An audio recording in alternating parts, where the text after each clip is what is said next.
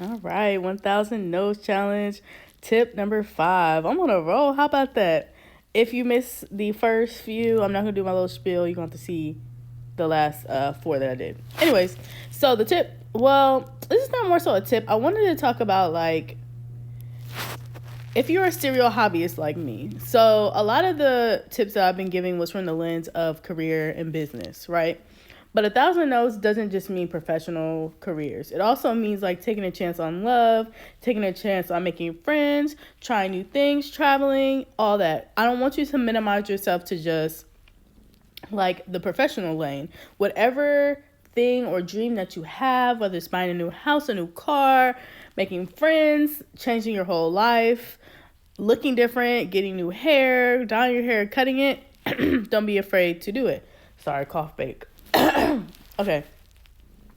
So, specifically, I want to speak to hobbies because I call myself a serial hobbyist, meaning my ADHD brain finds something that I love, I zone in on it, and it becomes my new hobby. And I have what I call a hobby graveyard, where every single thing that I wanted to try never got done, and it's just sitting in my room, right?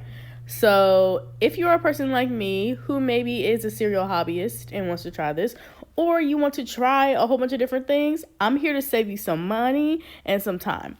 So what usually happens is when we get excited about stuff, there's this thing called dopamine that gets us really excited about stuff. And so that excitement can really turn into like, oh my God, I'm going to make this impulsive decision to do something. And so we either sometimes mix it up with, oh, I'm so passionate about this thing, I'm just going to just go all in. Or, there's this thing that I want to try.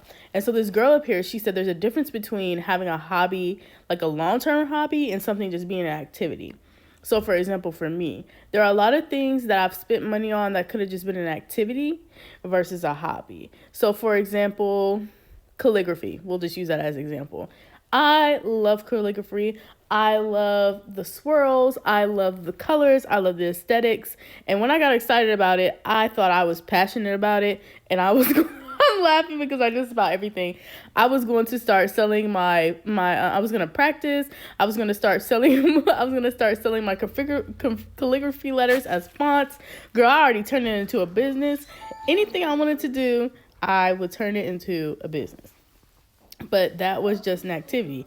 I got all of the items, but never did anything with it. I was just super fucking excited. So that could have just been an activity. That could have been something where I just went to a class or maybe just got a coloring book and practiced calligraphy. That did not need to be a hobby.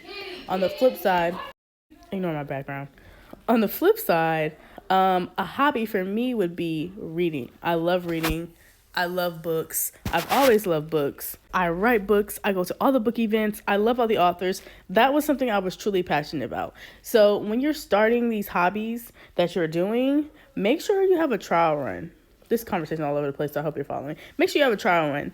Question yourself like, hey, is this something that I could do long term, or is this something that's just an activity? Because I don't want my excitement to put me in a hole of having all this shit at my house that I'm never using or spending all this money. So maybe you try it, right? Do a trial run. Like I could have just took a calligraphy class, maybe got a coloring book. I didn't have to buy a whole calligraphy set with pens.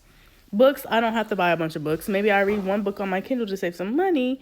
And if I really enjoy it and it's something that I follow up with, I can continue. So on your journey to trying everything, don't just buy everything, right?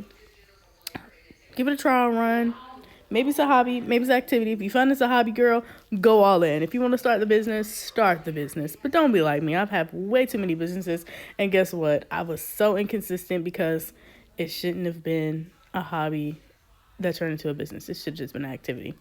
Anyways, grow, be smart, and good luck.